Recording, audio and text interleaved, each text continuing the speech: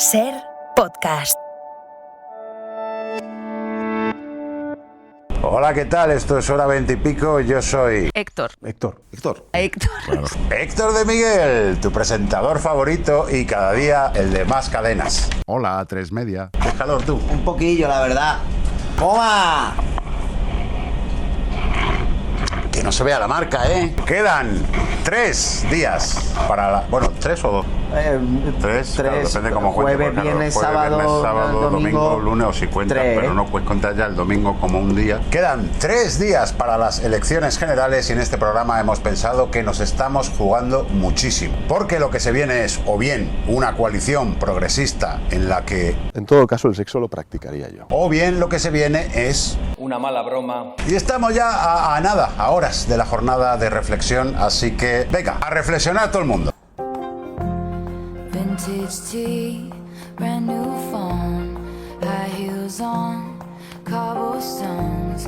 When you are young, they assume you know nothing.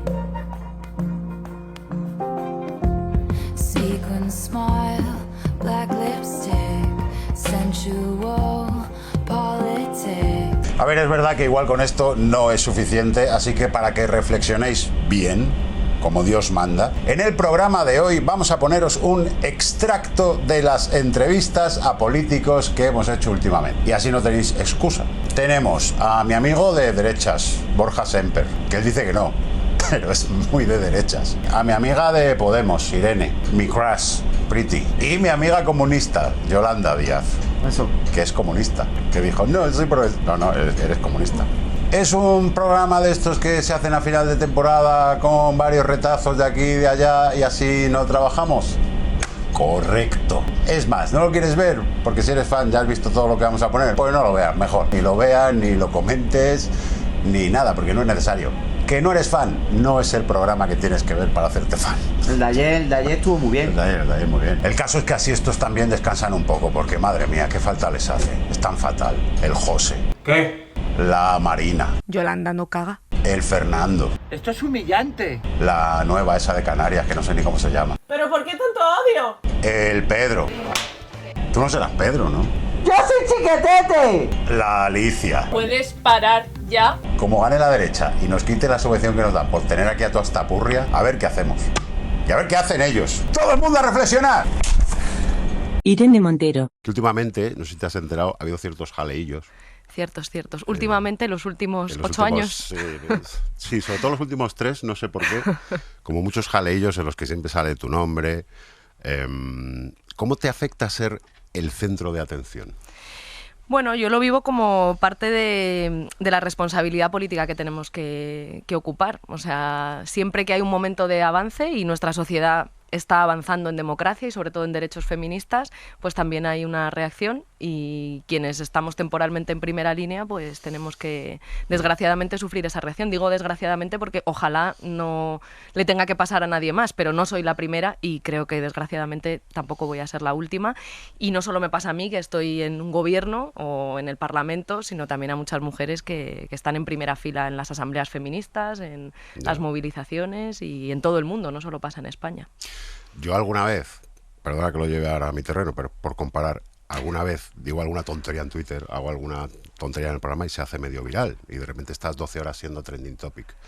Y llega un momento en que... O días incluso, horas o días, o semanas. En tu caso, por eso te digo, en tu caso, meses. O sea, pues yo llega un momento que a las 8 horas digo, ya no quiero entrar aquí, ya no quiero, porque no es bonito que te esté la gente. Hombre, tenéis partidarios, tenéis detractores, pero sabemos lo que premian las redes.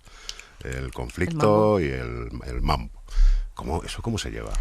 En equipo, siempre lo digo, que la clave de todo es que nunca estamos solas y que siempre hay una compañera que si a ti te afecta algo de más, te coge de la mano y te dice hay que tirar porque lo que estamos haciendo tiene sentido y hay que seguir. Y también entender lo que pasa políticamente, que es lo que yo creo que también cada vez más gente ve, que esto no tiene que ver con una crítica sana a una opinión que tú dices o a una ley que haces, que esto es una estrategia de violencia política que despliegan los reaccionarios en todo el mundo y que básicamente consiste en escrutar tu vida privada, en ridiculizarte, en acosarte personalmente, de forma que a ti no te merezca la pena, pero sobre todo que a ninguna de las que pueden venir detrás les merezca la pena, ¿no? Que al final todas digan, madre mía, si a esta mujer le hacen esto, yo no me voy a poner en primera línea si en algún momento me toca porque tiene un altísimo coste, ¿no? Porque al final lo que buscan es que nadie quiera acercarse a ti, que, ¿no? Que te separen de todo tu círculo de confianza y que tenga un alto coste estar cerca de una persona contra la que se ejerce esa violencia política. Entonces, pues ser un equipo es la clave y la verdad que yo tengo el mejor y por eso soy tan partidaria también de los partidos políticos, de los movimientos sociales. Todo lo que hacemos juntas es garantía de que vamos a poder cumplir objetivos. Solas no se va a ningún sitio y con amigas sí, que eso lo aprendimos en nuestra infancia. Pero es que en el caso de Vox, los ataques hacia ti en el Congreso, joder, son violentos, son incómodos claro. de ver. Supongo que te afecta, aunque no quieras. Sí, claro, es que ellos lo saben que afecta, ¿no? Y precisamente por eso es tan importante estar siempre arropada y saber que no estás sola, que lo que estás haciendo forma parte de un proyecto colectivo y que tú temporalmente estás en una responsabilidad, pero que somos muchas cumpliendo diferentes funciones y nos tocará rotar y ocupar otras posiciones a las que estamos en primera línea, volver a otras posiciones y a otras asumir la primera línea. Es que claro que afecta y afecta sobre todo cuando ves que a tu familia le afecta, que a la gente que quieres le afecta, que claro, si no, no lo harían. Ellos saben que la violencia política en muchas ocasiones es eficaz. Precisamente por eso también yo creo que les da especial rabia que frente a su violencia política lo que nosotras digamos es, mire, ustedes están en la reacción, en intentar volver siglos atrás, en reaccionar negativamente ante todos los avances en derechos, pues ¿cómo se les para a ustedes? ¿Yéndose a casa? No, a ustedes se les para siguiendo aquí con firmeza, siendo más y avanzando en derechos. Eso es lo que más rabia les da. Pero luego en el Congreso pasa esto que pasa en Sálvame, que luego se van todos de cañas juntos. O sea, luego, después de esos ataques tan furibundos, de repente te cruzas con alguien de Vox en el Congreso que te ha estado diciendo cosas de, bueno, ¿qué tal? ¿Y tu familia qué tal? Y... A mí ya me suele gustar poco eso, es decir, es verdad que cuando trabajas muchas horas con otros diputados, aunque sean de diferentes formaciones políticas, siempre hay espacios, digamos, para la empatía o para hacer una broma, pero también es verdad que cuando se pasan determinados niveles, a mí no me gusta, a mí me ha pasado que después de ataques muy fuertes, insultos, pues eso, el escrutinio de tu vida privada, ¿no? Lanzar bulos, ese acoso permanente que implica la violencia política, me han venido de buenas formas y la verdad que yo respondo con educación, pero diciendo, mira, lo siento, pero no, estáis siendo cómplices, por ejemplo, de esta gente que después dice que somos pederastas por intentar aprobar una ley que amplía derechos sexuales y reproductivos, pues lo siento, pero el compadreo tiene también un límite.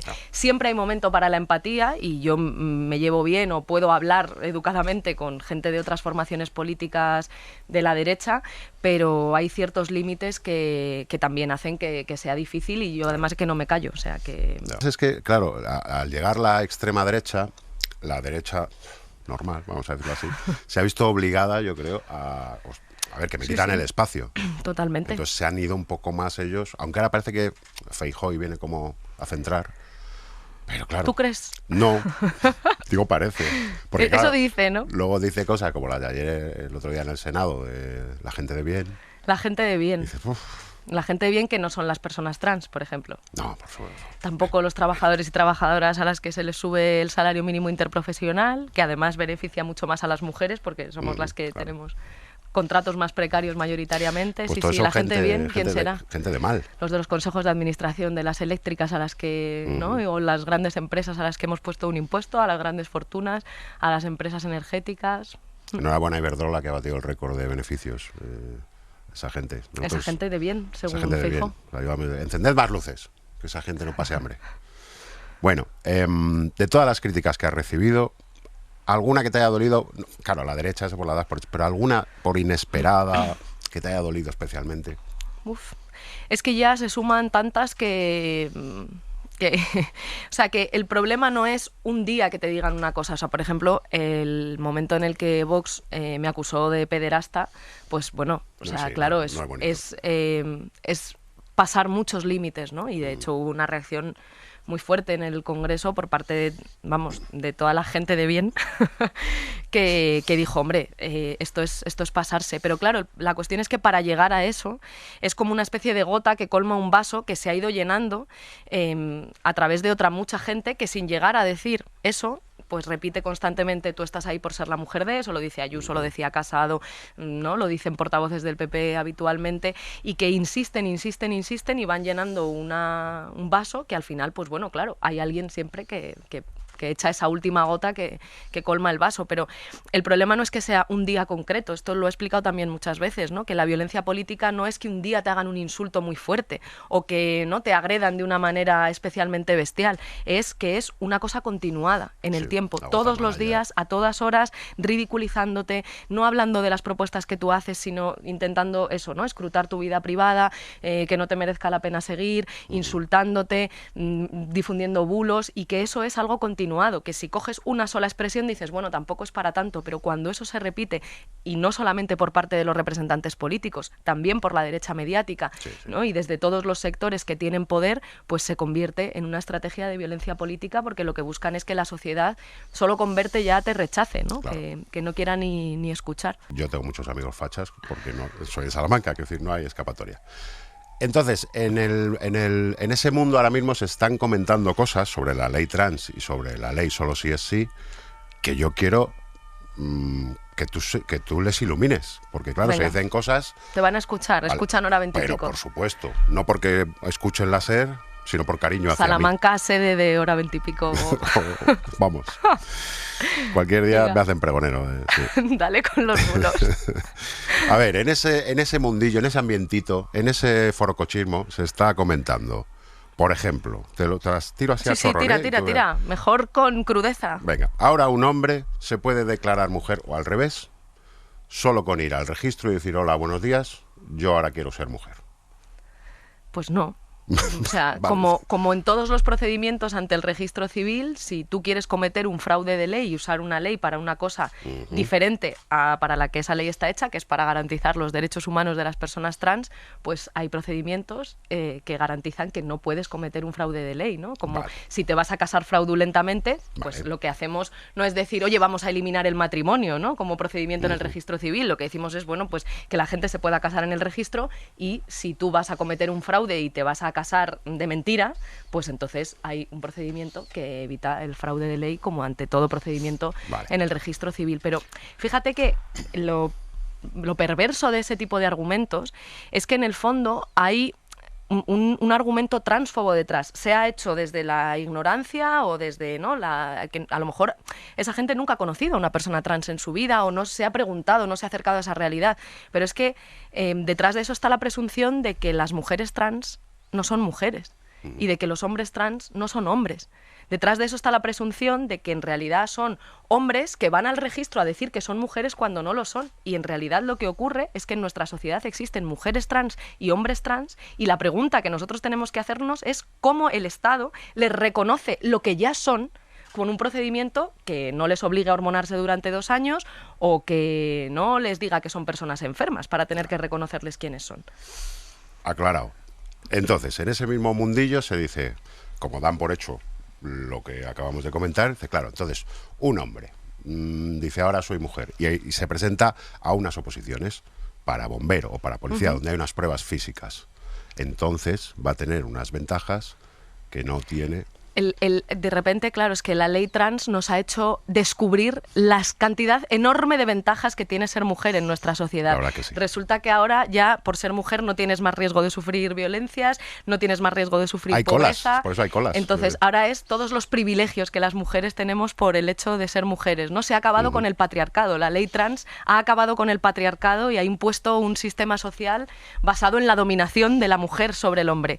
Pues... es un avance histórico que habría que agradecerle a las personas trans en caso de que fuera así. Claro. Desgraciadamente no es así y no creo que haya ningún hombre en nuestro país que lo que quiera es ir al registro a decir que es una persona que no es, y menos aún para disfrutar de unas supuestas ventajas que son todo lo contrario, porque desgraciadamente las mujeres, por ser mujeres, tenemos más riesgo de sufrir desigualdad y de sufrir pobreza y de sufrir violencia. Esta misma teoría que dicen para esto la aplican al mundo del deporte. Sí, lo que pasa es que la ley no dice nada sobre el mundo del deporte que no estén diciendo las federaciones deportivas y los organismos deportivos internacionales. Es decir, esta ley lo que dice es que se tienen que respetar las decisiones que cada federación o que cada organismo internacional diga al respecto de la participación de las personas trans en el deporte. Y hay muchísimas federaciones y organismos internacionales que lo que están diciendo es que como las mujeres trans son mujeres, tienen derecho a participar en su categoría, que es la de mujer. Y en todo caso, creo que esa gente podría preguntarse, cuando piensa en esta clave, que a lo mejor, jolín, ¿por qué nos molestan en ese caso, ¿no?, las mujeres trans solo cuando ganan? Nos preocupa que una mujer trans gane una competición deportiva, cuando son casos contados en los que eso ocurre. En realidad, de lo que estamos hablando con esta ley no es de que una mujer en una alta competición pueda o no ganar, que eso además, como te digo, la ley no dice nada sobre eso, lo deciden los organismos deportivos a nivel internacional y las federaciones. Sobre todo lo que estamos hablando es de que una criatura de 8, de 9, de 10 años que va a jugar al fútbol en su barrio o en su colegio, que no sufra discriminación por ser una niña o un niño trans, que puedan participar incluidos y que no reciban burla, que no tengan riesgo de suicidio. Esa es la realidad a la que se enfrentan las infancias trans, a no ser comprendidas, a sufrir acoso, a sufrir violencia, a sufrir incomprensión de todo su entorno. Entonces, lo que esta ley persigue es decir, oye,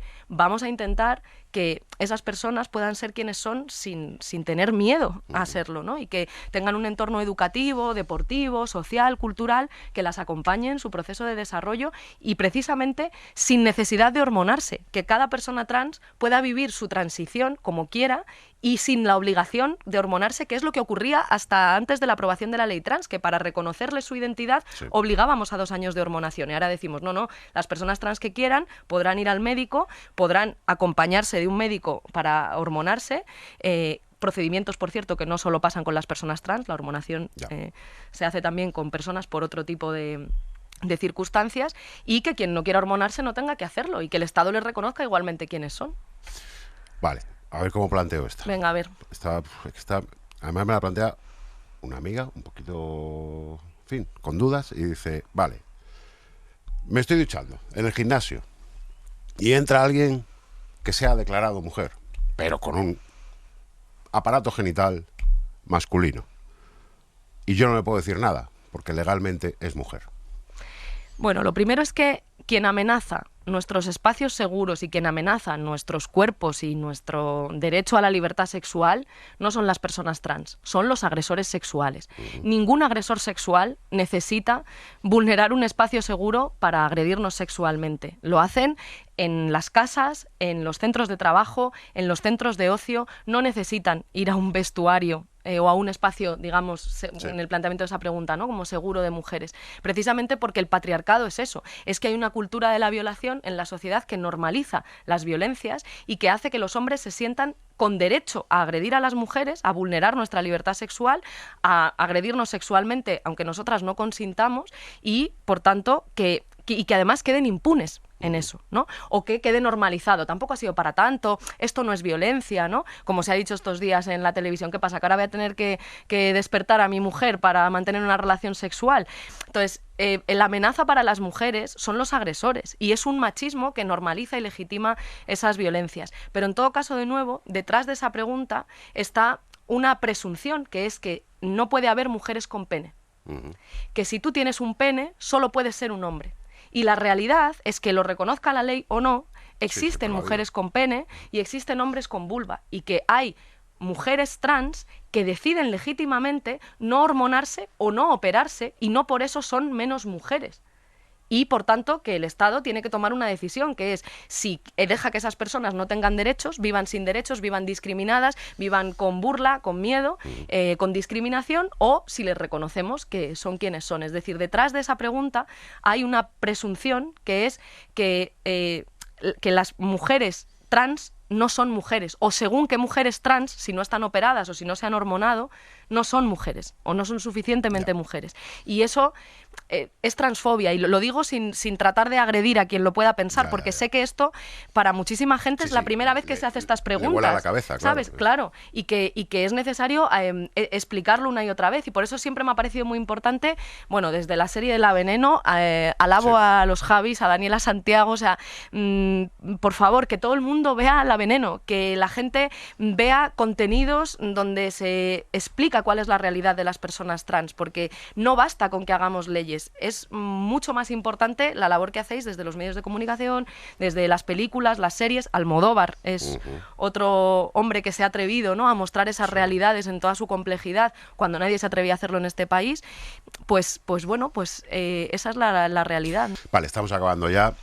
¿Vas a hacer algo especial para celebrar el 23F?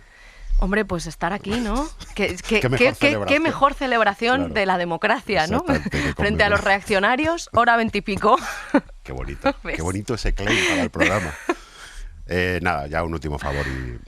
Tú sabes quién es Aimar Bretos, ¿no? Sí, claro.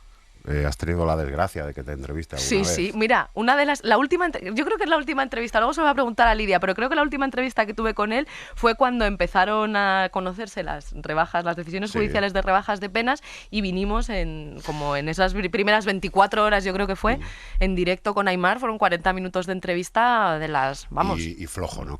Flojito, ¿no? flojete. Vale. Nunca aprieta, nunca te hace una pregunta... Como... necesaria, como que ni precisa. Está sin hacer, ¿no? Difícil. No, está no. verde. Pues nada más. Inseguro. ¿Puedes decir que yo lo hago mejor? Simplemente decir... Sin coacciones, ¿no? Sin ningún tipo de presión por mi parte que salga de ti. Héctor, yo creo que lo haces mejor que Aimar. Héctor, yo creo que indudablemente lo haces mejor que Aimar. Irene Montero, en hora 25. Muchísimas gracias. Borja Semper. Me gustaría empezar, antes de ir a otras cosas. Hay un gran tema político que ha marcado España durante las últimas semanas y que ha habido mucho debate, y me gustaría saber tu opinión. Lo de Ana Obregón.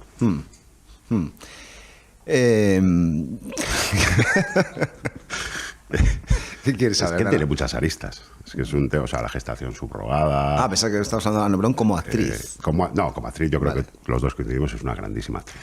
No, yo no he oído a nadie que lo haya cuestionado. Exacto, Ana y los 7. Es decir, estamos hablando de historia del audiovisual. Yo creo que hay dos partes en esta historia.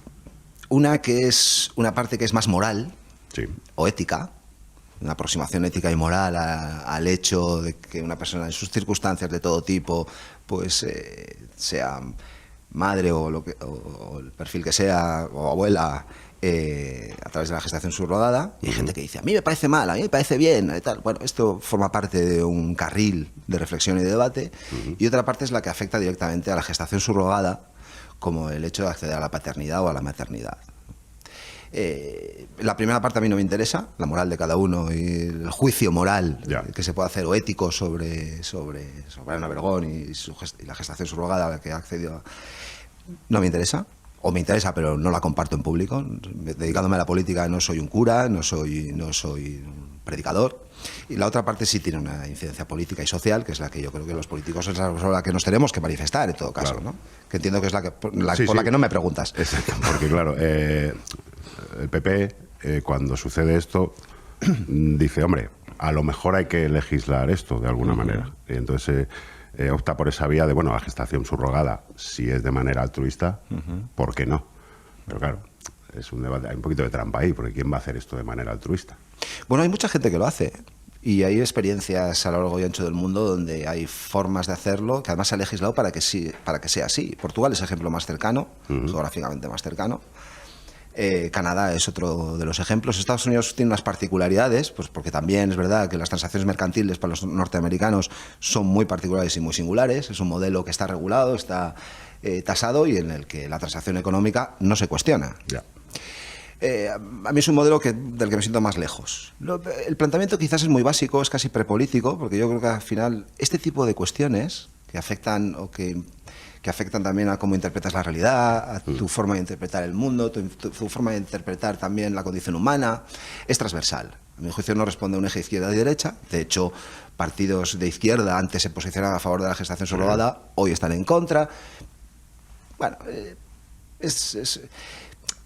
yo creo tanto en la familia que no le negaría a nadie la posibilidad de formar una, independientemente de su orientación sexual, de sus condiciones personales, de su condición socioeconómica, en definitiva.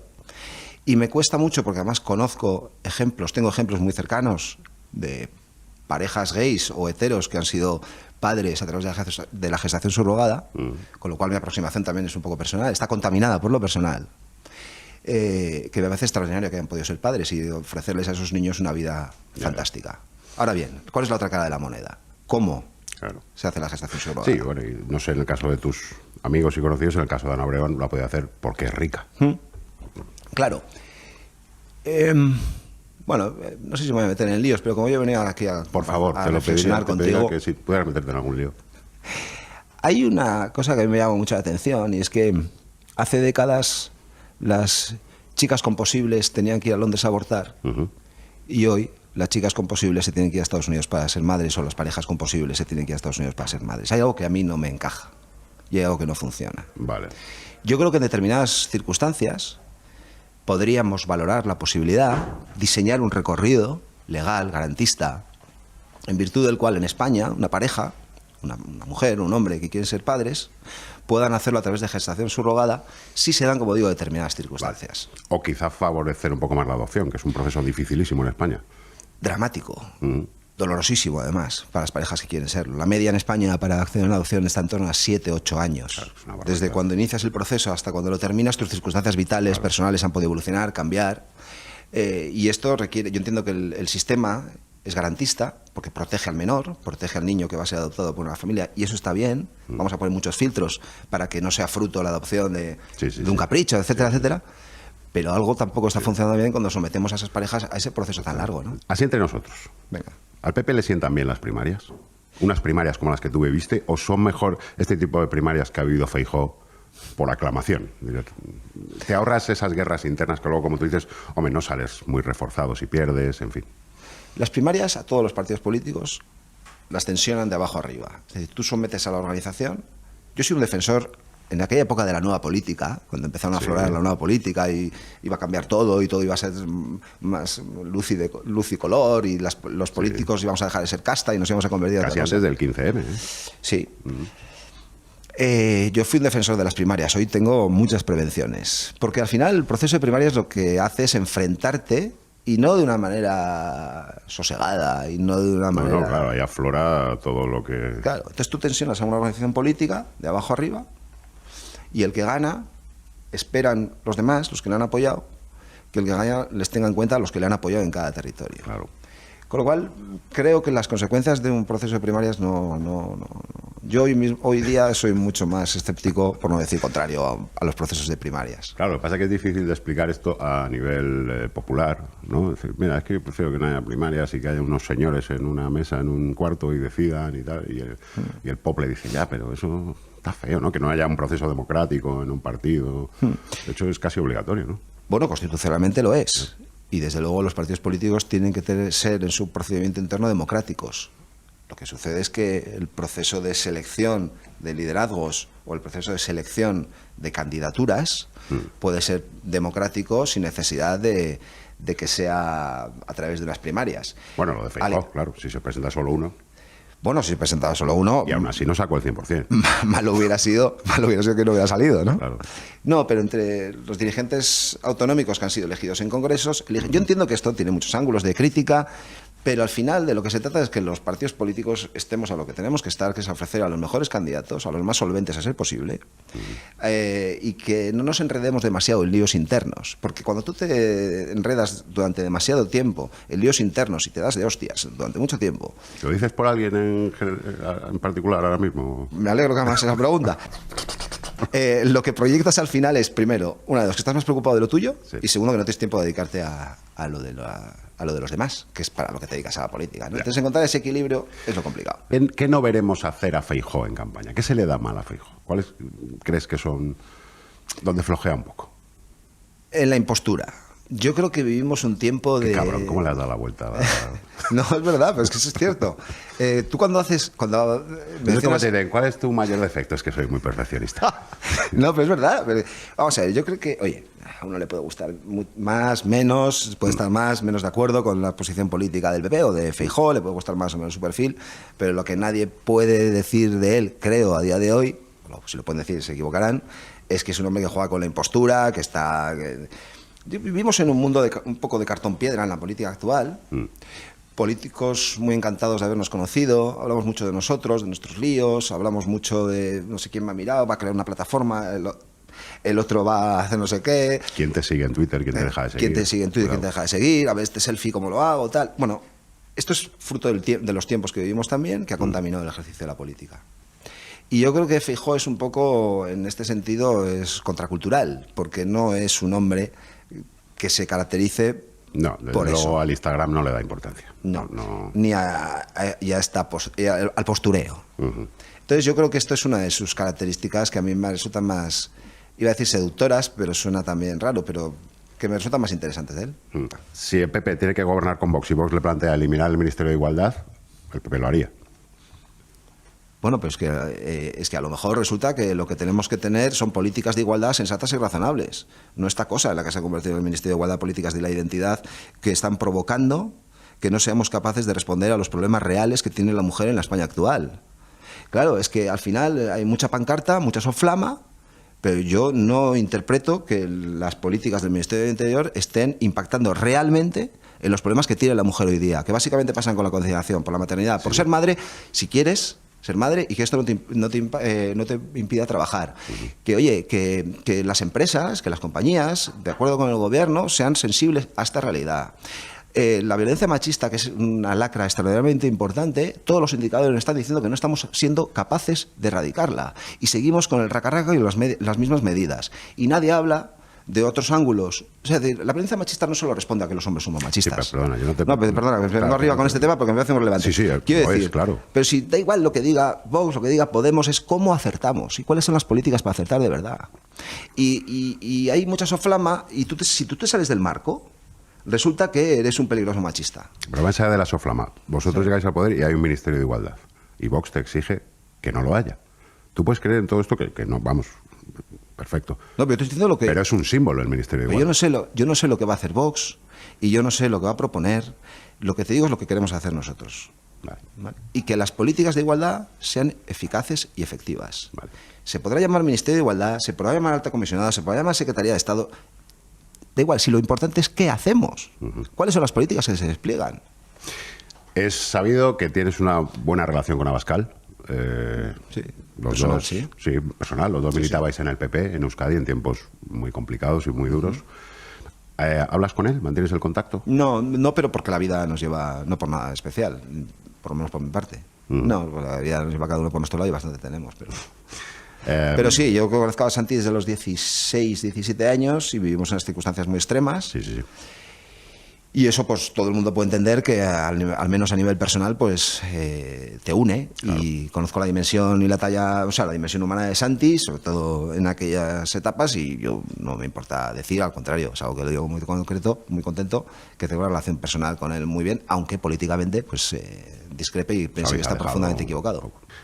¿No te chirría un poco cuando oyes a gente de tu partido o cercana decir así con cierta ligereza que tenemos la ley de vivienda que quiere ETA, que en España gobierna ETA?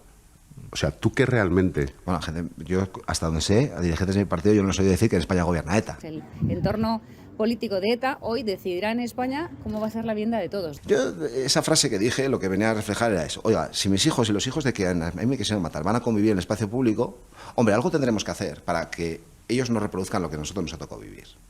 ¿Y eso cómo se hace? Hombre, eso se hace, y yo no digo que no tenga una cuota de responsabilidad en conseguirlo, en ayudar a que eso sea así, pero creo que quien tiene una mayor cuota de responsabilidad es quienes construyeron un andamiaje de terror para justificar la violencia. Que eso se llama izquierda abertzale, llámalo como quieras, ¿no? Toda esa amalgama social y política, con una expresión política, que justificó durante 4 décadas la utilización del terrorismo para imponer un proyecto político. ¿Es mejor que ETA no asesine y que ETA haya sido derrotada? Obviamente. la Euskadi de hoy es infinitamente mejor que la que era hace 15 años. Pero pensar que 40 años de terrorismo no han dejado pozos de odio es también engañarnos al solitario. ¿Qué debemos hacer para corregir esos pozos de odio? Pasar de la apología del terrorismo a la apología de la convivencia, a la apología de la democracia. Pero quienes construyeron ese andamiaje tienen que poner el mismo esfuerzo que hicieron para construirlo en desmontarlo. Mi posición es, participan en democracia en las instituciones, es mucho mejor que estén ahí a que estén lógicamente en un zulo. Lo que creo es que no han hecho el recorrido ético-político que nos autoimponemos los demás para participar con normalidad en la política. Por lo tanto, no puedo estar de acuerdo en que quienes todavía no han hecho ese recorrido influyan en la política española en materias tan importantes como son los presupuestos del Estado, la vivienda. Antes hablábamos de Vox y son dos realidades muy diferentes, pero nos exigimos un label democrático y medimos cada frase y cada expresión, la medimos a nosotros mismos, y resulta que con Bildu hay una especie de da igual. No me parece justo y no me parece acertado para desmontar ese andamiaje de odio que creo que todavía sigue existiendo en Euskadi, que no se ha terminado de barrer, porque hace falta mucha apología de la democracia y de la convivencia. Y 2 o 3 generaciones, a lo mejor. Bueno, no, yo creo que si hacemos bien las cosas políticamente no debería de llevarnos 2 o 3 generaciones. Pero la política influye, la política es importante y la política hace que unas cosas sean más normales o no. Mira, en el último congreso de Sortu, que sabes que es uno de los partidos que pertenecen a Bildu, fue elegido como miembro de su dirección David Pla. David Pla fue uno de los 3 encapuchados que bajó la persiana. ¿Qué pasaría si Billy el Niño fuera dirigente de un partido de derechas o de extrema derecha en España? Nos parecía inaceptable. Consideraríamos que ese partido no tiene que formar parte del arco político. Resulta que estamos normalizando que alguien que ha participado en una banda terrorista, que no ha expresado públicamente, ha cumplido con la sociedad porque ha cumplido su condena. Yo estoy hablando de la dimensión política de la historia. Y lo normalizamos. Bueno, pues creo que esto nos interpela un poco a todos, ¿no? Y más que incomodarnos, nos parece un error para España. Y después de las elecciones generales, gobierna el PP, ya sea con o sin Vox, ¿el PP va a derogar la ley trans? Bueno, lo que vamos a hacer es garantizar que la ley trans no tiene un impacto negativo en los más vulnerables, que son los menores. ¿Sí o no? Bueno, es lo que te estoy diciendo. Mira, cuando tú derogas una ley, lo que tienes que tener mucho cuidado de qué legislación queda aplicable. Modificar una ley el 80% de una ley es derogarla. Bueno, a efectos materiales no, pero a efectos prácticos sí. Claro. Bueno, lo que vamos a hacer es que la ley reconozca una realidad, que son personas con disforia de género y personas que tienen una realidad a la que los poderes públicos tienen que dar una respuesta sanitaria, legal y de todo orden, pero que esa respuesta no lleve aparejado problemas y derivadas que en otros países de nuestro entorno, yo estoy pensando en Finlandia, en Suecia, en Reino Unido, están reculando. Vale. Porque hay determinadas decisiones que, como todo el mundo entiende, no tienen marcha atrás. Y tomar determinadas decisiones cuando tienes 13, 14, 15 años, cuanto menos exige darle una pensada, que es proteger a la gente. ¿El PP va a derogar la ley de memoria democrática? Pues 3/4 de lo mismo. Siempre me lamento de una cosa, qué mal nos llevamos los españoles con nuestro pasado. Bueno, tiene su lógica también, ¿eh? Bueno, sí, pero podemos hacer un análisis y una lectura fría, objetiva, de lo que nos ha sucedido, porque es la mejor manera de implementar las medidas para que no nos vuelva a suceder o para paliar las consecuencias extraordinariamente duras y terribles de una guerra civil y de 40 años de dictadura. Porque la guerra civil es un fenómeno, las circunstancias de la Segunda República también, que podemos analizar con frialdad. Lo que no tiene ningún debate es que una dictadura no es aceptable, que 40 años de dictadura solo merecen nuestra mayor rechazo y repulsa. Y resulta que no podemos hablar de estas cosas con frialdad y con naturalidad. Y esto es un problema. Vale, pero yendo a Lo mismo. Hay unos aspectos de la ley que conviene salvar y solventar. Por ejemplo, que familiares que quieren saber dónde están enterrados sus... familias que quieren saber dónde están enterrados sus familiares, en fosas comunes, tienen todo el derecho del mundo y los poderes públicos tienen que responder a que puedan encontrarles, exhumarles y darles digna sepultura en función de lo que ellos consideren. Y estas son cuestiones que son ineludibles y que clama al cielo que no lo hayamos hecho ya. ¿Qué aspectos no le gustan al PP de Sánchez? Este es la inacción, es decir, oye, aquí parece que el PP es el culpable de todo, pero es que resulta que no se están exhumando los cuerpos, resulta que en el Valle de los Caídos o en Colgamuros todavía hay fosas, están en los osarios cuerpos que no son posibles. También el ayuntamiento rescatar. no lo ha puesto fácil. No lo ha puesto fácil, pero bueno, la ley, como tú sabes, está por encima de determinadas normas. Es decir, oye, aquí estamos todos interpelados, ¿eh? Que se prolongue la ley. Porque ahora me ha sorprendido un poco la respuesta. O sea, ¿estás acusando al gobierno de inacción en la ley de memoria democrática? De que no sé quiere... si inacción o que no lo ha hecho. Pero lo que yo sé hasta la fecha, hace muchos años que no voy al Valle de los Caídos, lo que sí sé hasta la fecha es que en los osarios que existen en el Valle de los Caídos todavía están los restos de familiares, que hay cerca de 100 familias, que ya se sabe que están ahí sus familiares, de los decenas de miles de enterrados que hay allí, al menos hay 100 familias que ya tienen identificado y saben positivamente. Hay dificultades de carácter técnico, sin duda, por no entrar en detalles, hay dificultades, por lo tanto, que son insalvables. Pero no hablamos de esto con la franqueza necesaria. No hablamos de esto con la franqueza necesaria. Pedro Sánchez. La bici. A ti te encanta salir en bici, me has dicho. Claro, pero tú eres el presidente del gobierno. O sea, tú no puedes decir de repente un domingo, me voy con la bici. Tienes que avisar, me imagino, ¿no? A un equipo de seguridad, que, o sea, no puedo, me voy por ahí. Bueno, primero, a mí me viene muy bien porque salgo fuera de Moncloa, me oxigena la montaña de Madrid.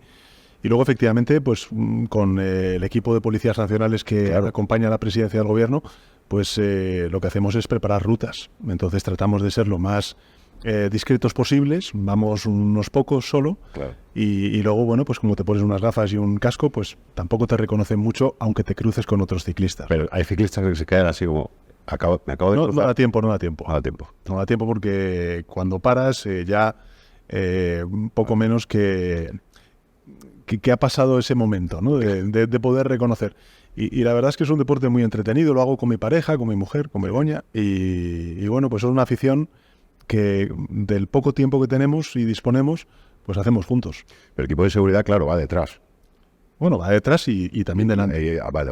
Sí, o sea, tienes una o dos personas que van delante y van señalando el camino y luego pues tienes también un par detrás, ¿no? Pero bueno, se pican los de detrás. No, pero yo creo que también son gente, pues evidentemente deportista, muy, muy preparada y bueno, algunas veces tienen que ir lento para no superarme. Exacto.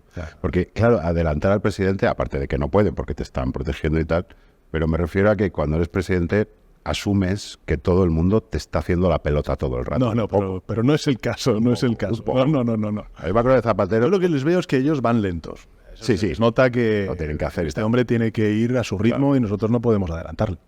Pero recuerdo que Zapatero contaba que una vez Moncloa soltó en voz alta que le gustaban las almendras y desde ese día cada 10 metros había un cuenco con almendras. A mí me ha pasado eso también. ¿Qué te ha pasado? Pero no con las almendras, a mí me pasó con el baloncesto. Como te he dicho antes, Héctor, a mí me gusta el baloncesto. Yo soy de los estudiantes, todo bien. No lo sabía. Te acompaño en el sentimiento. Sí. Madre mía, vaya temporadita. Pero remontaremos. No, me encanta el baloncesto, además de muchos años atrás, ¿no? Sí. Y entonces, bueno, pues la gente se enteró de que yo había sido jugador de baloncesto, del Estudiantes, y cuando hago alguna visita a algún pueblo, a algún municipio, pues... es una canasta allí, pero para... No, lo que tengo es o al alcalde o a la alcaldesa o al presidente de una asociación de turno, pues con una camiseta de baloncesto, del club de baloncesto de su pueblo. Entonces, al principio, pues, la verdad es que lo agradecí mucho porque era un detalle y entonces, pues, iba recorriendo la geografía española. Lo que pasa es que ahora tengo un problema y es que tengo muchísimas camisetas de baloncesto que, bueno, pues utilizo alguna de vez en cuando, pero no tengo ya espacio. Lo que es el programa de Moncloa Abierta ha tenido muy buena respuesta y muy buena acogida ciudadana. Hay una lista de espera para visitar la Moncloa importante. ¿Y tiene que ser famosos o puede ser gente...? No, es gente de a pie, gente que, vamos, que lo que quiere es conocer pues una institución que es verdad que durante mucho tiempo ha permanecido muy cerrada, ¿no? Y la bodeguilla, bueno, pues realmente... era una antigua mantequería de la época que, bueno, pues acondicionó Felipe González cuando era presidente del gobierno. Allí pues se jugaban cuando tuviéramos chavales, pues veíamos las imágenes de Typical jugando al billar con Felipe González. Yo la verdad es que cuando veo las dimensiones me cuesta ver dónde encajaba la mesa de billar, ¿no? Y bueno, nosotros cuando llegamos, pues Begoña y yo lo que hicimos fue poner 2 o 3 sillones que había por ahí perdidos en el almacén. Lo hemos acondicionado un poco y es un sitio donde se está agradable en verano porque hace más fresco que en otras estancias de la Moncloa, ¿no? Hombre, hay cosas interesantes, ¿no? Yo recuerdo cuando llegué a Moncloa en 2018, después de la moción de censura, claro, mi llegada a la Moncloa es muy distinta a la de otros presidentes del gobierno, porque... Claro, llegas de un día para otro. Yo llegué de un día para otro. Entonces, aparte de que para mi familia fue un shock, porque de repente tuvimos que cambiar todo en cuestión de una semana, bueno, pues llegamos allí un poco como los 4 despistados, ¿no? Mis 2 hijas, Begoña y yo, ¿no? Esto, bueno, imagino que la misma cara que teníamos de despistados tenían todos los presidentes cuando llegaron por primera vez a la Moncloa, ¿no? Pero el caso es que en una de estas visitas pues me enseñaron el famoso búnker. El búnker. ¿Te acuerdas? Que la derecha le criticaba a Felipe cuando gobernaba, diciendo ya se ha bunkerizado, ¿no? Y no sale de la Moncloa y tal y cual, ¿no? Bueno, el búnker se construyó por razones de seguridad. Para que te hagas una idea, Héctor, son como 7 plantas hacia abajo, bajo tierra, en donde, bueno, pues puedes tener ante una emergencia, imagínate, nuclear, pues capacidad, autonomía para sobrevivir más de 2 meses. Poco más de 2 meses. No, ahora mismo no sé cuántas personas, pero más o menos esa es tienes ahí, pues tienes como una cafetería, hay como habitaciones, lógicamente, para las autoridades y demás, ¿no? Entonces, bueno, yo cuando lo visité, realmente lo visité como quien visita un museo, ¿no? Algo que dices, bueno, que no vas a usar, que no voy a usar nunca, ¿no? Claro. Pero luego llegó la pandemia y confinamos a todo el mundo y, lógicamente, confinamos también a los ministros y ministras. Y no había un reglamento que especificara cómo celebrar los consejos de ministros telemáticos y luego extender las fibras de telecomunicación seguras desde todos los ministerios hasta el Palacio de la Moncloa, que es donde se celebran generalmente los consejos de ministros. Todo eso tuvimos que hacerlo en cuestión de semanas. Y efectivamente yo celebré muchos consejos de ministros desde el búnker. Pero vamos a hablar un poquito de política, ¿eh? Un poco. Porque coincidieron en el tiempo, hace poco, 2 declaraciones muy seguidas. Por un lado, Feijóo, cuando dijo aquello del ultra de Vox de Valencia, condenado por malos tratos, que madre mía, que tuvo un divorcio duro y entonces, claro, el hombre, en fin. Y coincidió casi en el tiempo, por otro lado, contigo diciendo que hay amigos tuyos de 40, 50 años que se sentían un poquito incómodos con ciertas actitudes feministas, ¿no? Y esto, que yo tengo también entre 40 y 50 años y tal, lo puedo llegar a entender por qué lo dijiste, pero que yo que trabajo con gente y con mujeres que son más jóvenes y tal, no entendieron muy bien esa referencia. No, yo lo he explicado. O sea, lo que quiero decir con esto es que cuando tú te preguntas el machismo, ¿qué dice sobre el feminismo? Bueno, el machismo dice el feminismo va contra los hombres. Eso es lo que dice el machista. Y realmente lo que tenemos que decir es que el feminismo, al contrario, el feminismo es una cuestión que supera hasta incluso el propio debate ideológico, que también lo tiene, como antes has señalado, y sobre todo se centra en una cuestión de derechos humanos, porque la igualdad real y efectiva entre hombres y mujeres es una lucha que nos interpela a todos, a las mujeres, que son las que lo lideran, lógicamente, faltaría más, y a los hombres que las acompañamos, ¿no? Y eso es lo que quise decir, ¿no? El que en esa lucha por los derechos humanos, que es la lucha del feminismo, pues tenemos que integrar, tenemos que sumar y tenemos que apelar a discursos amplios. A eso me refiero, pero eso no significa que evidentemente el feminismo no tenga que romper cristales, que tenga que romper techos, que tenga que romper status quo, ¿no? Claro. Pero a eso me refería y yo creo que efectivamente cuando estamos viendo todos estos retrocesos que se están dando, puede parecer que son simbólicos, pero no lo son, ¿no? El que, como decía Feijóo, ¿no? Por poner otro caso, ¿no? Decía, hombre, es que lo que es obvio no se menciona, dijo en relación con la ausencia en los acuerdos entre el Partido Popular con Vox de la violencia de género. Bueno, pero es que lo obvio tiene que mencionarse. Lo obvio es que en nuestro país hay de media 3.200 condenas con penas de prisión por agresión sexual. Es decir, existe la violencia de género en muchos ámbitos, también en el de la agresión sexual. Y en ese sentido hay que hacerlo visible, porque lo que no es visible, no se habla de ello, no hay conciencia sobre ello y no se actúa sobre ello, ¿no? Y a mí me da mucha pena ver, algunas veces yo estoy viendo ahora toda esta gente que está saliendo, ¿no? Que están poniendo al frente de instituciones, ¿no? Parlamentos autonómicos, alcaldías, concejalías, ¿no? Donde de repente cambian, ¿no? No, vamos a llamar la concejalía de igualdad concejalía de familias, como si fuese algo, digamos, antitético, ¿no? La igualdad y las familias, ¿no? Y de repente te dicen, pues el presidente del Parlamento de Valencia, que él efectivamente es un antivacuna, que no se ha vacunado, y a mucha honra, y sus hijos tampoco. En un país en el que se ha vacunado el 90% de la población, no solamente para protegerse ellos, sino también para proteger al conjunto de la ciudadanía, ¿no? La vivienda sigue siendo una burbuja, está inflada los precios de una manera artificial y parece que a nadie le interesa que eso explote, y ahora se ha trasladado al alquiler también. No podemos normalizar vivir, compartir piso con 4 personas hasta los 40 años. Totalmente.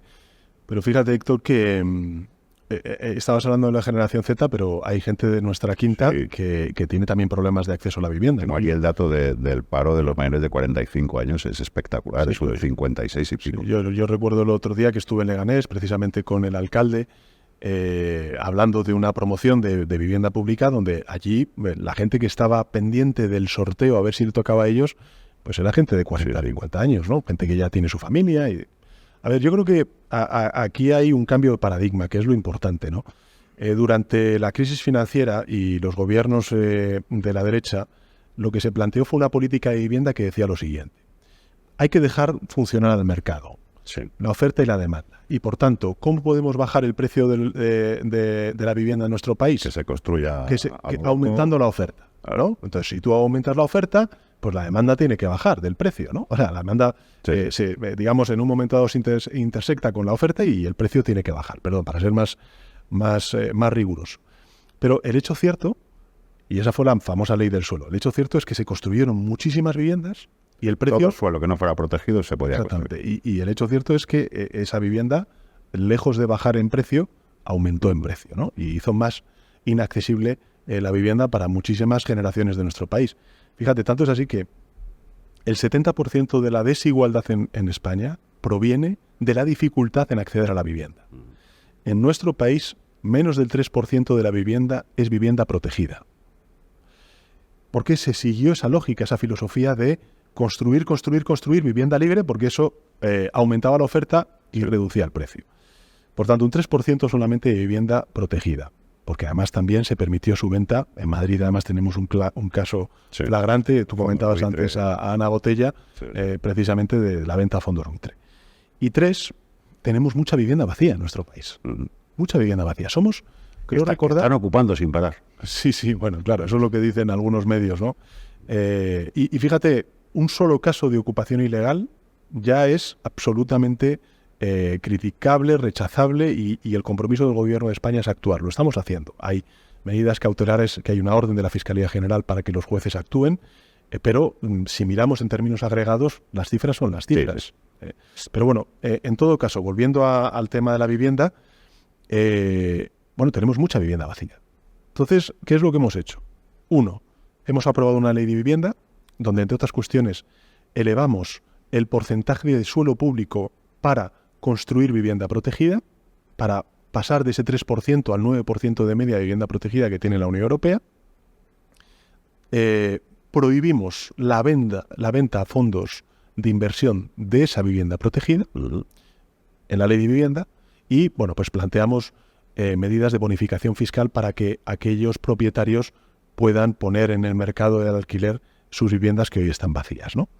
El gran propietario, en términos de administración pública de suelo en nuestro país, es el Ministerio de Defensa. Entonces estamos poniendo a disposición de la construcción de vivienda protegida suelos del Ministerio de Defensa. Por ejemplo, aquí estamos en Madrid, pues ahí la operación famosa, la operación Campamento, donde, no sé tú, pero todos hicimos la mili, ¿no? No, a mí no me tocó. No, a mí me tocó y la tuve que hacer ahí, ¿no? Y 3, lo que tenemos que hacer también es rehabilitar vivienda. Y ahí estamos destinando muchos recursos de los fondos europeos para rehabilitar 1 millón de viviendas. Con lo cual, bueno, tenemos 3 ejes de actuación en política de vivienda, donde yo creo que efectivamente el desafío es hacer de la política de vivienda una gran causa nacional. Hablando de en fin, discusiones con sus socios de gobierno, lo que ha sido la ley Mordaza. Sí. La ley Mordaza, nosotros hemos sido muy pesados en este programa. Te he escuchado. Con la ley Mordaza. Claro, esa declaración de la voy a derogar en cuanto llegue al gobierno. ¿La ley Mordaza? Pues vamos, que la vamos a derogar en cuanto lleguemos al gobierno. No pudo ser por desacuerdo con Bildu y Esquerra. Pero realmente, al final, claro, resumiendo mucho, era casi por las pelotas de goma. No era solamente por eso. A ver, yo reconozco que ese ha sido de los pocos compromisos que no hemos cumplido. Lo sé. Es cierto también que el gobierno de coalición, tanto el PSOE como Unidas Podemos, pues tenemos 153 escaños. Para llegar a 176 y por tanto modificar o en este caso derogar una ley orgánica, necesitamos pues el apoyo de distintos grupos parlamentarios. Evidentemente, los grupos de derechas en esto no iban a entrar. Y entonces, pues efectivamente teníamos EH Bildu y a Esquerra Republicana. Nosotros con Podemos, con Unidas Podemos y Enrique de Santiago, que es el secretario general del Partido Comunista de España, fue su negociador, llegamos a un acuerdo en derogar todos aquellos aspectos vinculados con la ley Mordaza, con aquellas cosas que hizo la derecha cuando aprobó la ley Mordaza. Pero, bueno, pues Esquerra Republicana y Bildu lo que hicieron fue incorporar nuevos elementos en lo que ellos han llamado la derogación de la ley Mordaza, que es mucho más que lo que nosotros asumimos y nos comprometimos de derogar la ley Mordaza. Con lo cual, bueno, pues dado que, en fin, pues vas a emitir este programa ya en campaña electoral, yo animo a los votantes progresistas, los votantes progresistas a votar, en este caso al Partido Socialista, porque cuantos más escaños tengamos, en este caso PSOE, y también Sumar, en la próxima legislatura, no dependeremos tanto de estos grupos y podemos ya definitivamente derogar esta ley Mordaza. Entonces te puedo sacar la promesa de, vamos, que la vamos a derogar en cuanto lleguemos al gobierno otra vez. Vamos a derogarla en cuanto lleguemos al gobierno, si tenemos una mayoría parlamentaria mucho más amplia de la que hemos tenido hasta ahora. Sobre las elecciones, ¿es muy descabellado pensar que podemos ir a votar de nuevo en enero? No, yo creo que vamos a ganar las elecciones, de verdad lo creo. No, ya sé que me vas a decir que vas a ganar. No, ya sé que ibas a decir que, pues, pero es que creo que vamos a ganar las elecciones, porque mira, han pasado 2 cosas después del 28 de mayo que me parecen muy importantes. La entrevista con Pablo Motos. La entrevista con Pablo Motos y esta entrevista contigo. Pero lo digo que es lo siguiente. 1. ¿Qué ha pasado a la izquierda en las elecciones municipales y autonómicas? Bueno, pues el Partido Socialista, con una bajada de participación, retrocedió 400.000 votos. Nos hubiera gustado ganar 400.000 votos y no perderlos, pero lo que ocurrió realmente fue una desmembración de la izquierda a la izquierda del Partido Socialista. Entonces, yo creo que Yolanda, el que haya reconstruido todo ese proyecto, los haya unido, se hayan puesto de acuerdo y puedan concurrir conjuntamente, me parece que eso clarifica las cosas, porque realmente va a haber un gobierno de coalición, o progresista o ultraderechista, entre Feijóo y Abascal. Y cuantos más apoyos tengamos, y singularmente el Partido Socialista, porque esa responsabilidad intransferible de ganar al PP solamente la tiene el PSOE, pues yo creo que eso aumentará las posibilidades de continuar y de ser reelegidos 4 años más. Y yo creo que uno de los principales retos que tenemos es lograr el pleno empleo en la próxima legislatura, es decir, que pasemos al 8% de paro estructural. Y eso significa mejorar la formación, sobre todo de nuestros jóvenes. Bueno, hemos hecho una apuesta muy importante sobre la formación profesional. Hemos aumentado en un 20% el número de alumnos y alumnas que hay en la formación profesional en nuestro país, pero queremos llegar al 1,5 millón de estudiantes de formación profesional al final de la legislatura, de la próxima legislatura. Y para eso vamos a aumentar en 250.000 las plazas de formación profesional a lo largo de los próximos 4 años. Nosotros siempre acabamos el programa recordando uno de tus tweets más celebrados de tu época indie. Realmente, cuando todavía no eras comercial. Acabamos siempre poniendo el pantallazo de ser malos. Buenas noches, colegas. ¿No sería bonito acabar esta entrevista con usted, su cámara es esa, diciendo ser malos, buenas noches, colegas? Bueno, pues ser malos, buenas noches, colegas. Yolanda Díaz. ¿Cómo llevas la campaña? Muy bien. Sí, ¿estás cansada? ¿Te echarías una semana más? Bueno, esta campaña que faltan muchos días todavía y vamos a trabajar para ganar. que estamos leyendo todos los días trackings, encuestas. Yo creo que son las elecciones que más seguimiento tiene a nivel de encuestas. ¿Qué manejáis vosotros? Bueno, que estamos creciendo y que va a haber un revulsivo. Por tanto, la clave para que gobernemos el gobierno de coalición progresista es que Sumar crezca mucho. Y lo digo con rigor. Estamos creciendo, somos la garantía o la fuerza decisiva para que tengamos un gobierno progresista. Y las encuestas, que lo único que marca son tendencias, es que estamos creciendo todos los días y vamos a seguir creciendo. Por tanto, el ánimo a la gente que nos esté viendo a votar el día 23 de julio, aunque estéis en la playa, en el monte, donde estéis, de vacaciones, votad y desde luego consigamos algo bueno para España, y es que hay que seguir avanzando en derechos. Hay mucha gente cuyo voto es progresista que se está preguntando... ¿cuál es el voto útil? El de Sumar, sin lugar a dudas. Y voy a decir por qué, Héctor. Nosotros hemos hecho desde el gobierno lo que nunca se había hecho en España. Lo digo sinceramente. ¿Alguien se cree que si no estuviéramos en el gobierno nosotros íbamos a subir el salario mínimo interprofesional un 47%? Lo digo alguien que ha venido a esta casa a denunciar que no querían subir el salario mínimo. Tardé 9 meses. Incluso dentro del gobierno me decían que iba a destruir empleo. Fíjate, tenemos casi 21 millones de personas ocupadas en España.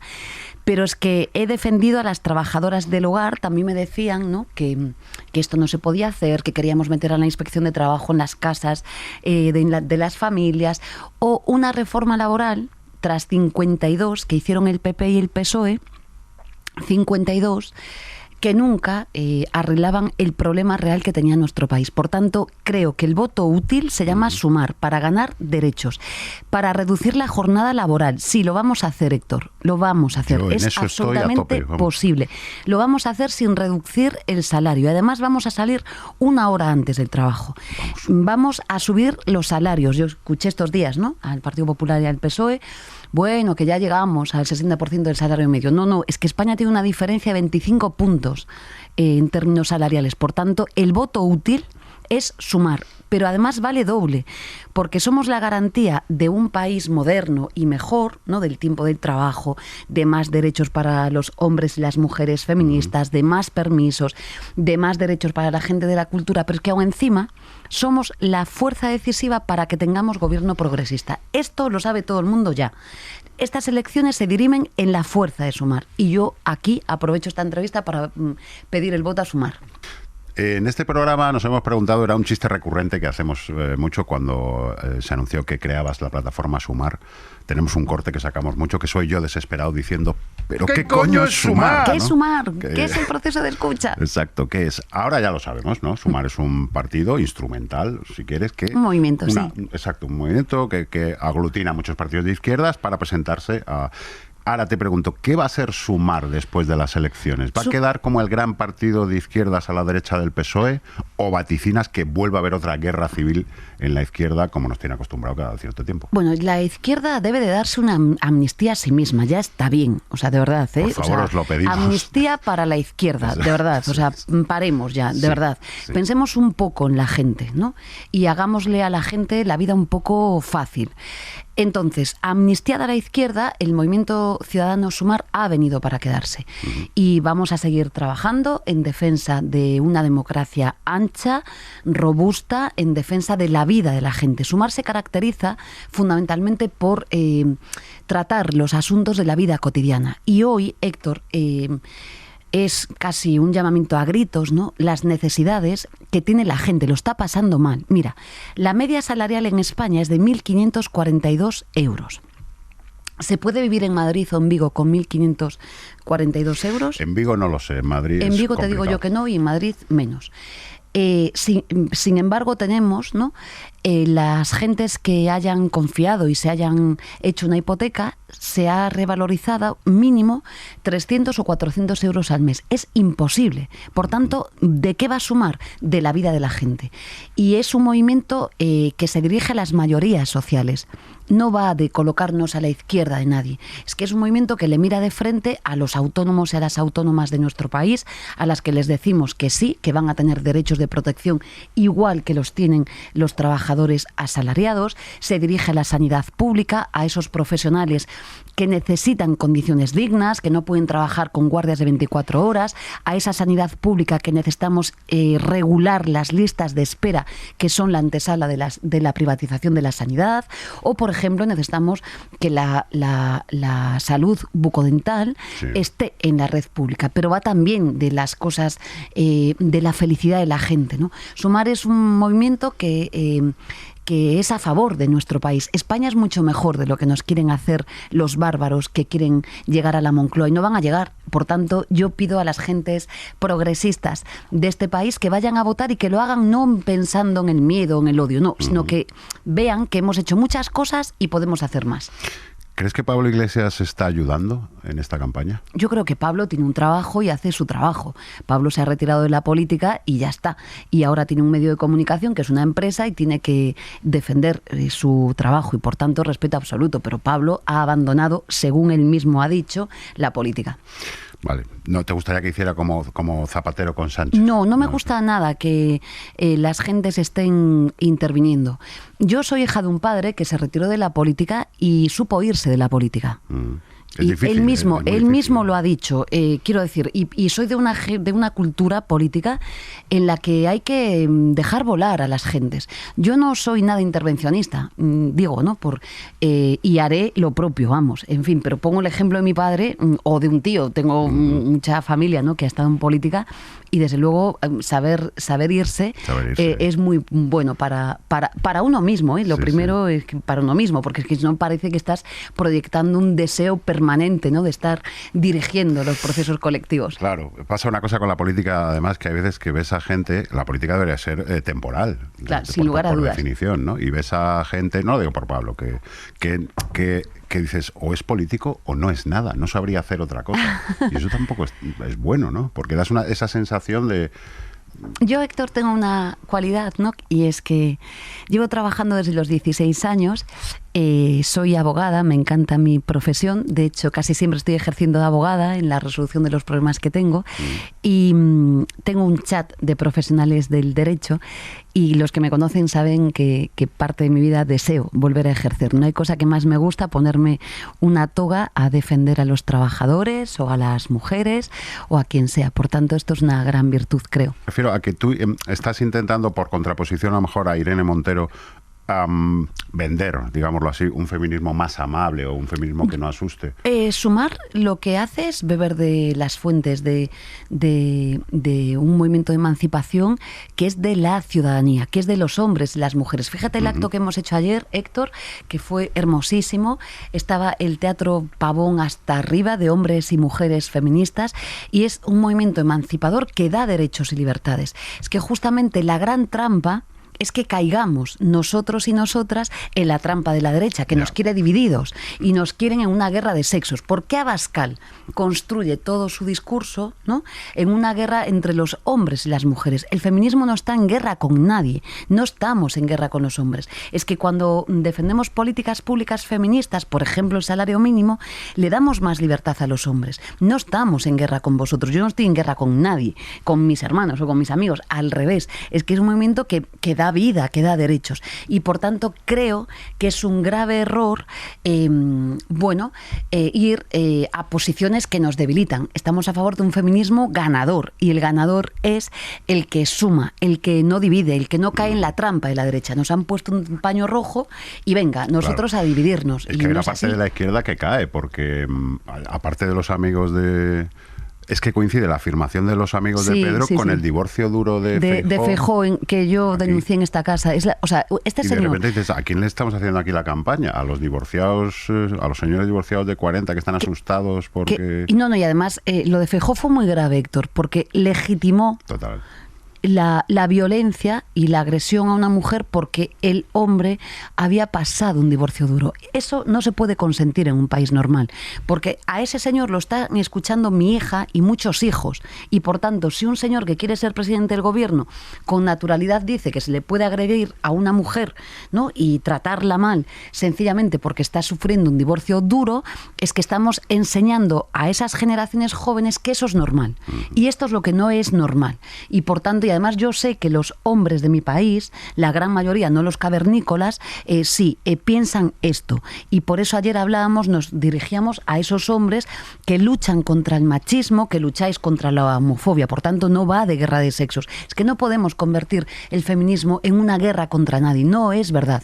Es un movimiento de emancipación. Es un movimiento que tiene que ver con la vida de la gente. Y yo creo que le da derechos a los hombres. Es que ayer decía yo, ¿no?, esto, de el modelo de masculinidad es el de el matón de Abascal. Es que un amigo de mi hija tiene que ser violento, ¿no?, o un chulito para poder tener reconocimiento en la escuela. Es que creo que no, es que es un sufrimiento eso.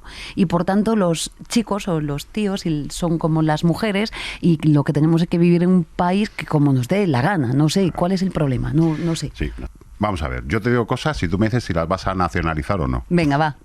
Que es que los de izquierda queremos que el oligopolio energético deje de serlo en nuestro país. Eso te voy a preguntar ya primero. Les digo, ¿Iberdrola? Iberdrola y las grandes multinacionales de la energía no pueden producir la energía y a la vez comercializarla.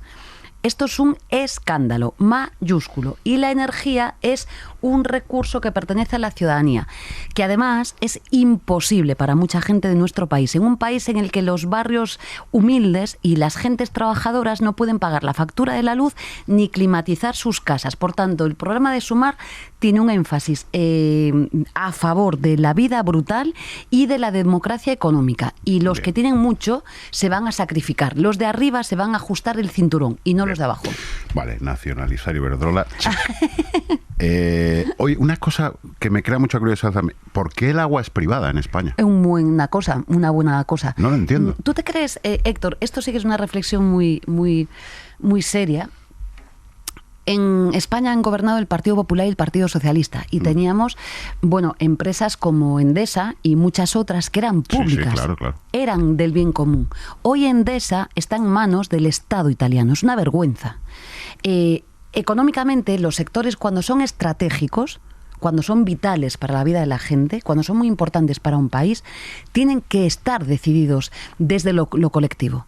El agua es uno de esos bienes que es imprescindible en las vidas de la gente. En un país que tiene problemas gravísimos de desertización. Claro. Y que un ayuntamiento pueda privatizarla. Y poner los precios del agua que estime convenientes. Y además, como sabes, parte de la corrupción en nuestro país, del bipartidismo, viene por esas empresas denominadas mixtas, es decir, son concesiones cuya gestión es privada, dirigida por consejos de administración de esos en los que el PSOE quiere el feminismo paritario. Sí, y luego, claro, las puertas giratorias, a ver cómo llenamos. Bueno, eso ya, por supuesto, claro. Vamos, sí, claro. Sí. Vale, eso engancha con otra de las promesas, por decirlo así, de tu programa, que es... Yo prometo poco, Héctor. Bueno, se me critica porque hablo poco, pero cumplo. Los agentes sociales saben que tengo una única virtud. Yo lo que digo, lo cumplo. Y si no lo puedo hacer, te lo voy a decir, Héctor, esto no puede ser. Por tanto, más que promesas, son cuestiones que creo que se pueden hacer. Que se tienen que afrontar, como por ejemplo, hablabas del sistema de salud pública, donde también se da esa especie de mixto público-privado, ¿no? Porque el truco de Esperanza Aguirre, ¿no? Voy a construir 422 hospitales, ya, pero son luego privados. Claro. O sea, son públicos, pero... la lavandería, el negocio sanitario es brutal y viene de Galicia, aunque no lo sepáis, de Roma y Becaría, de los viejos tiempos aquellos. Luego Roma y Becaría estaba con Aznar. Roma y Becaría viene desde Manuel Fraga y es el mentor de Feijóo. Y es un negocio suculento para una parte de privilegiados que tiene muchas ramas. Tiene una parte que es la gestión directa a través de la privatización de servicios que multiplican su coste por 7, claro. Que son deficientes en la prestación de servicios públicos, pero luego tienen una vía muy inteligente que son las listas de espera. Por eso hemos dicho que vamos a hacer una ley que va a regular los tiempos máximos de espera en nuestro país y además un registro público en el que tú y yo podamos ver quién me antecede en esa lista de espera y quién me sigue. Porque, perdón, para los que no entendemos bien esta cuestión, ¿por qué está el negocio en las listas de espera? Te voy a explicar por qué. ¿Cómo funciona esta cuestión? Las medias, un dato te voy a dar solamente. En España hay 800.000 personas en lista de espera.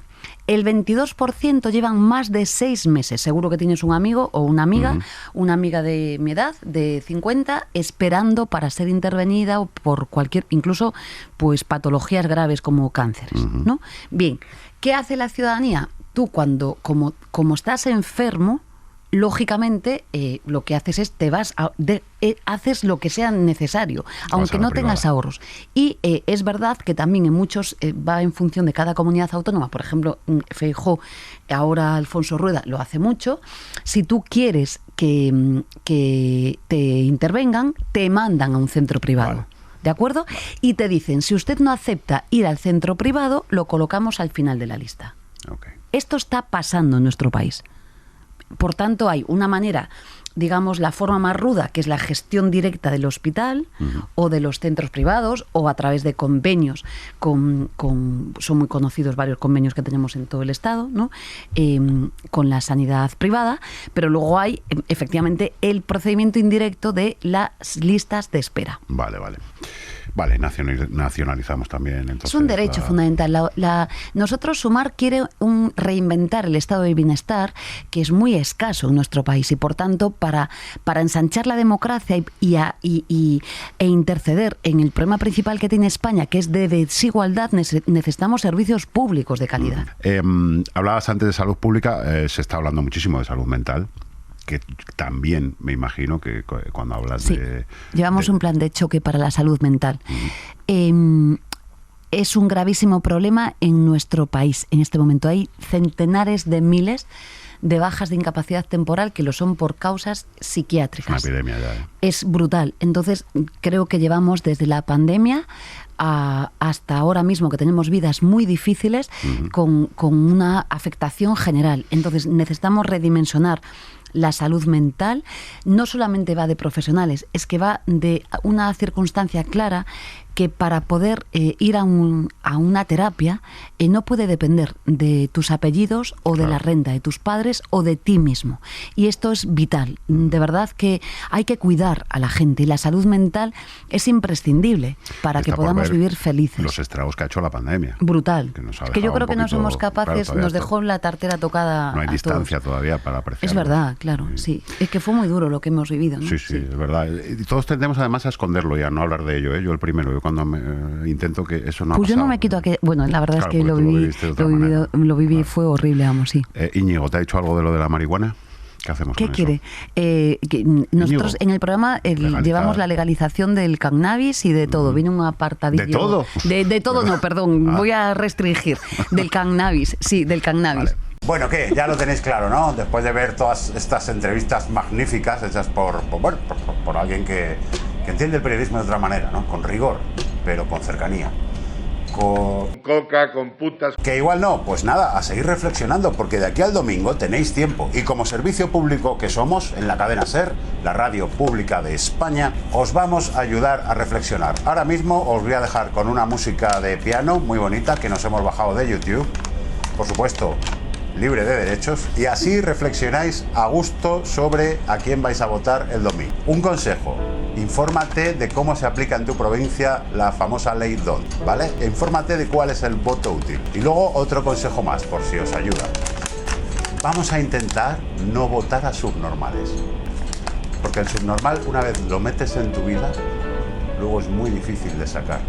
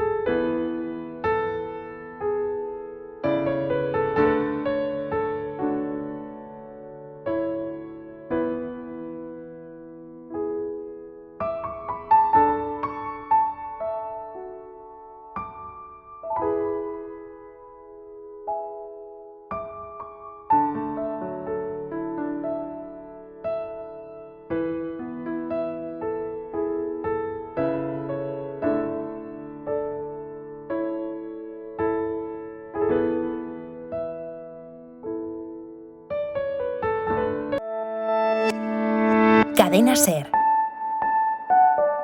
La radio.